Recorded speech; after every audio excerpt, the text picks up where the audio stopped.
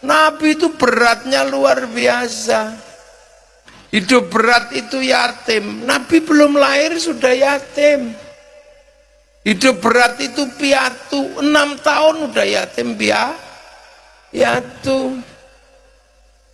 Hidup berat itu ikut kakek. Nabi ikut kakek. Kalau hidup berat itu adalah ikut paman yang miskin.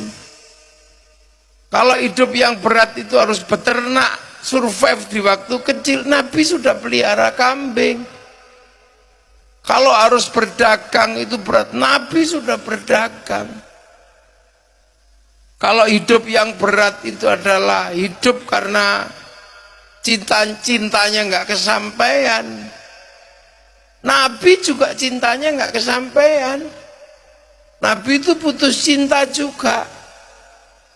Mencintai Fakhitah sampai 2 kali ngelamar ditolak. Jadi putus cinta itu juga sunnah.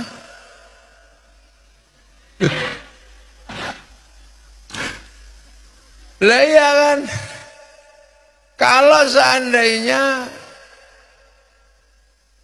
lelaki itu nggak enak karena dianggap dapat janda, Nabi dapat janda, tapi dapat janda itu juga sunnah.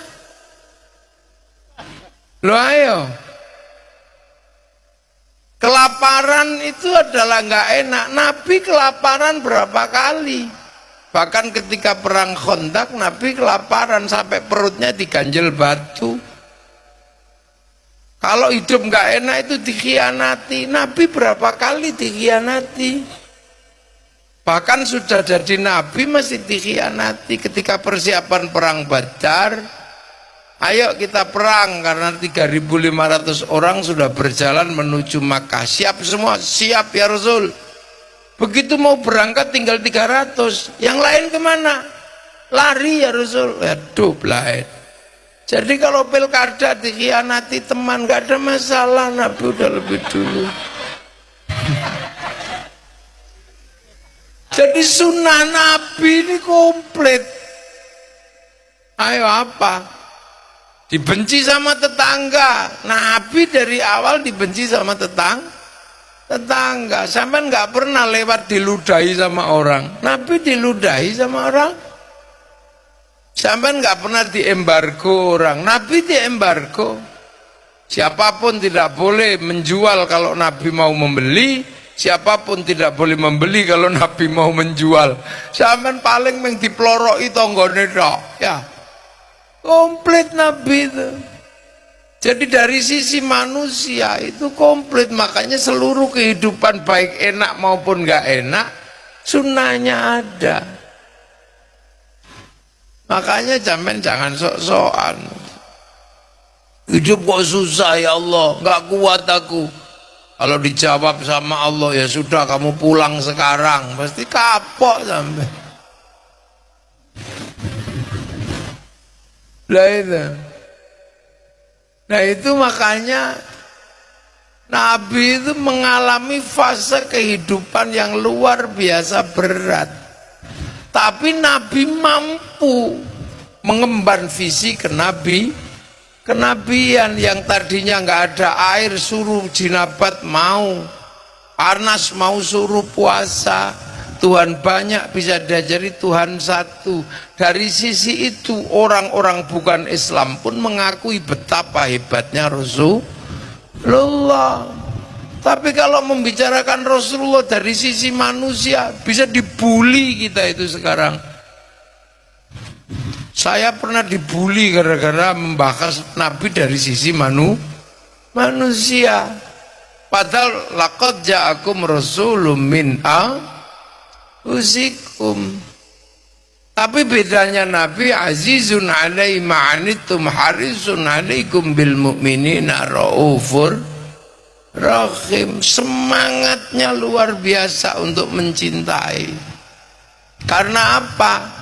Mengembalikan manusia kembali ke jalan Allah, rahmatan lil alamin. Makanya setelah itu Rasulullah mampu akhirnya punya teman yang banyak, disebut walladzina ma'ahu, orang-orang yang hidup bersama Rasulullah. Yang nggak terima disebut kufar. Setelah itu konflik, langsung rukun, terjadi rekonsiliasi. Ruhama'u bainahum tarahum ruka'an sujada yabtaghuna fadlan minallah wa ridwanan simahum fi wujuhi min atharis sujud. Terjadi rekonsiliasi, saling mengasihi. Yang tadinya kafir menjadi muslim, yang tadinya muslim tetap yang tadinya mu'alaf, punya anak masih mu'alaf, baru punya anak mukallaf.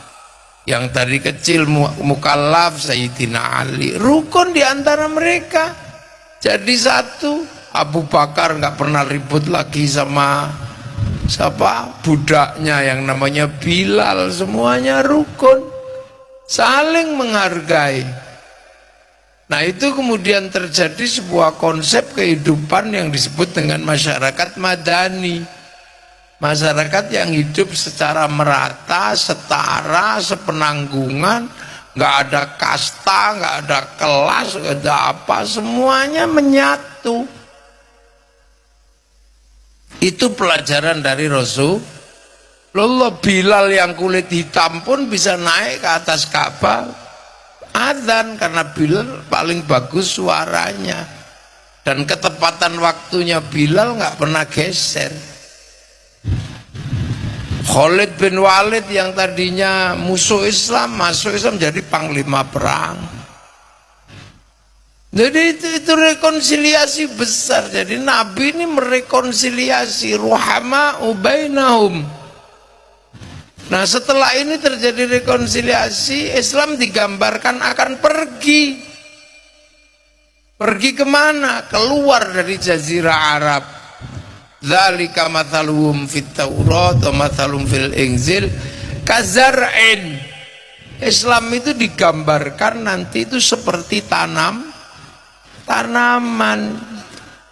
Maka ditanam di mana-mana setelah oleh Rasul, ditanam ke Eropa oleh Tariq bin Ziyad. Ada yang dibawa ditanam ke Cina oleh sahabat Sa'ad bin Abi Waqqas. Ada yang ke Afrika, sahabat Bilal, sahabat Salman. Konsepnya apa? Zar'in. Makanya ketika dibawa ke sini, para wali menyebut Islam itu seperti tanduran.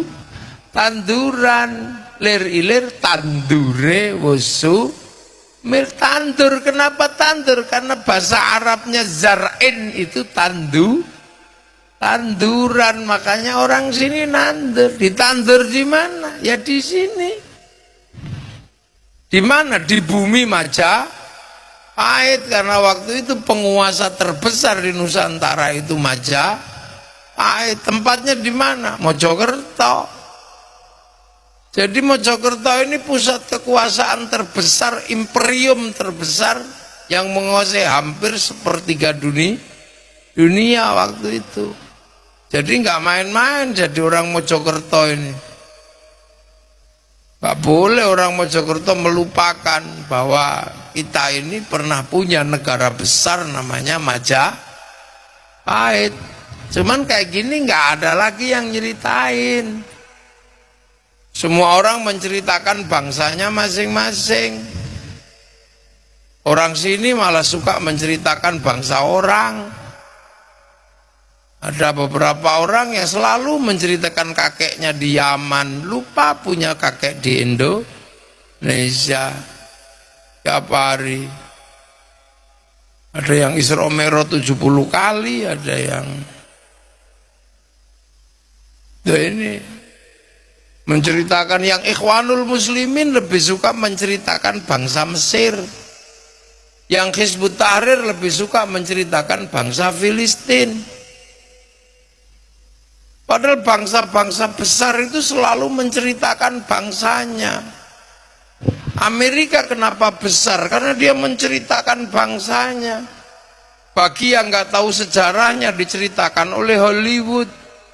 Mulai dari Wild West sampai The Last of the Mohican diceritakan. Gagal di Vietnam, dia bikin Rambo 1 sampai 6. Gagal dengan Irak, dia bikin Hot Shot 1 sampai 2. Gagal dengan terorisme bikin 12 strong. Cina membicarakan bangsanya dari dulu, sejarahnya diceritakan mulai ular hijau sampai ular putih.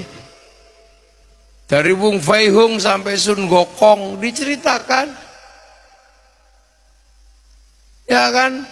Amerika kalah dengan Cina, bikin American Shaolin, American Kungfu. Dikalahkan secara spiritual oleh Jepang, American Ninja, American Samurai. Bahkan Amerika nggak malu bikin film samurai terakhir dari Amerika, namanya Tom Cruise, dalam film The Last Samurai. Loh ya kan? Loh sampean lo tepuk, oh gak usah sungkan-sungkan nepuki kiai iki ya oleh kok. Coba pikir kiai iki bodoh ngono apa ngawur ae. Ya update tok kiai kok ora ngerti. Wong ini bangsa kok. Jepang paling berat karena harus nanggung dumping.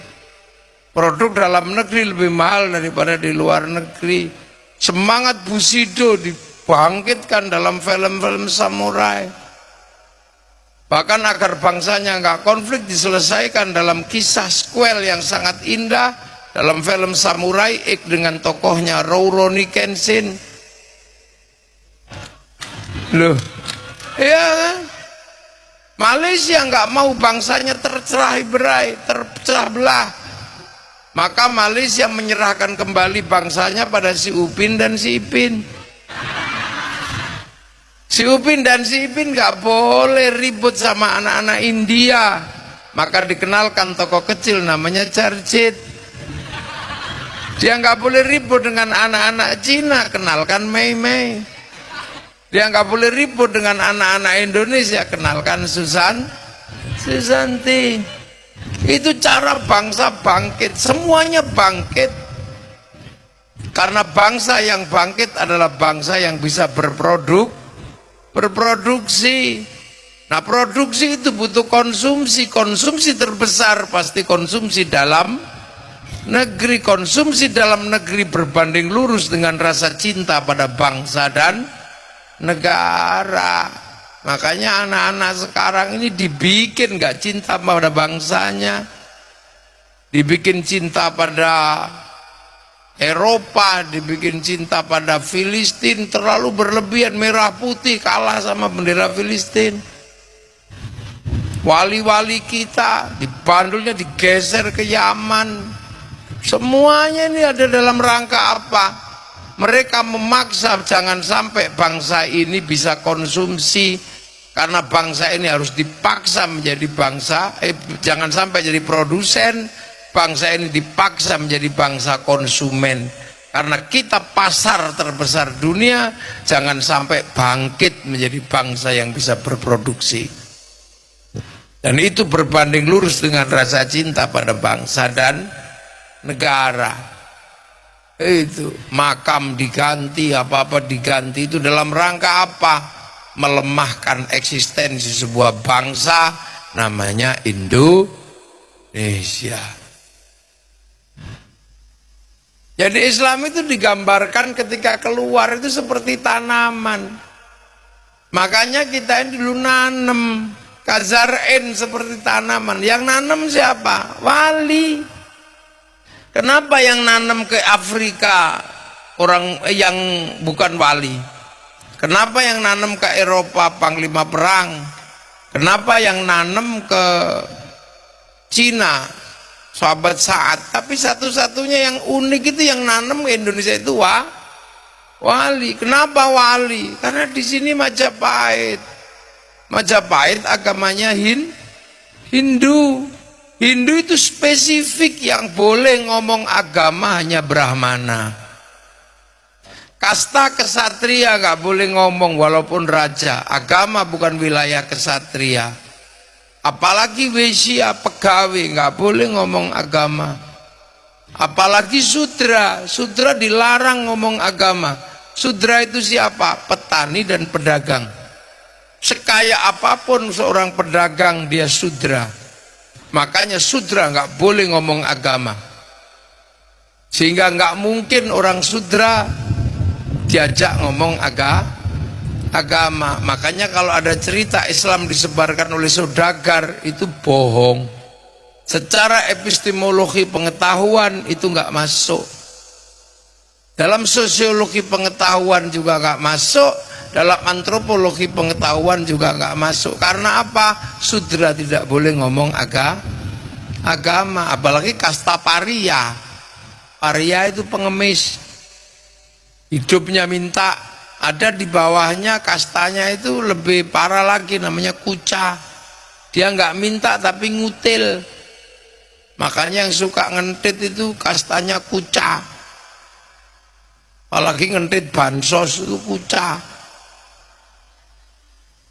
Di bawah kuca ada meleka. Meleka itu maling tapi masih malu, tutupi mukanya gelap-gelap. Ada meleka. Meleka itu begal, sudah nggak malu apa-apa.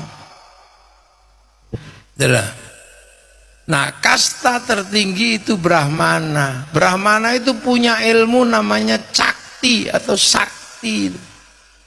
Makanya yang bisa ngimbangi Brahmana itu wali, karena wali punya karomah. Makanya wali dan Brahmana ini berimbang. Tapi berhubung karena bukan kesatria, bukan yang suka kelahi, maka wali ini bernegosiasi dengan cara wali penuh kealiman, penuh ilmu.